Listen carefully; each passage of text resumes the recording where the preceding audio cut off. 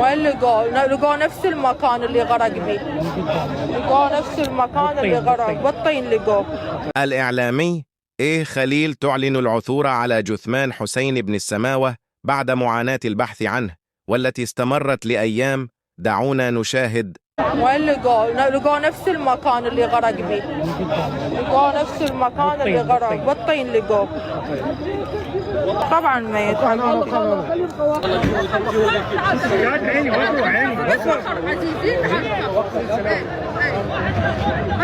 اليوم العاشر زين وين لقيتوه؟ بمكانه. زين انتم مو دورتوا بمكانه بعد ما صار له 10 ايام هنا من سرايا السلام. بسرايا السلام. الله يحفظكم. منو اللي كان؟ سرايا السلام. سرايا السلام.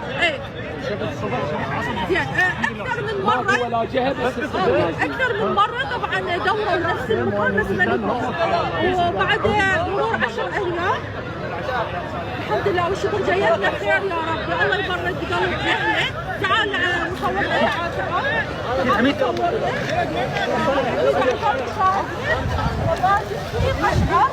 الله يبارك قلب والدتك.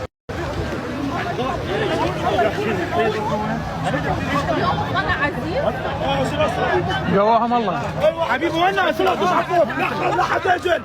لا حد ينزل. عرفنا عن نفسك انت شنو من على كيفك على كيفك على كيفك على كيفكم.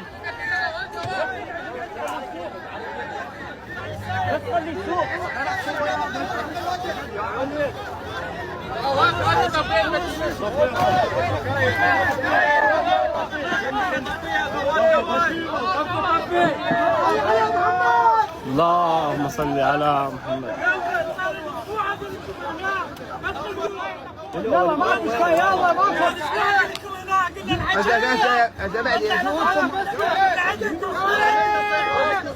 بارك الله فيكم. اسكت يا حوادي.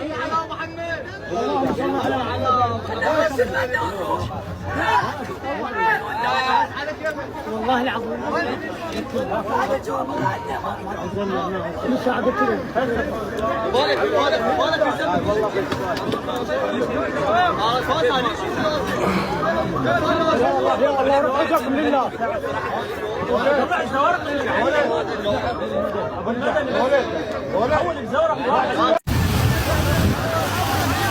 على كيفك.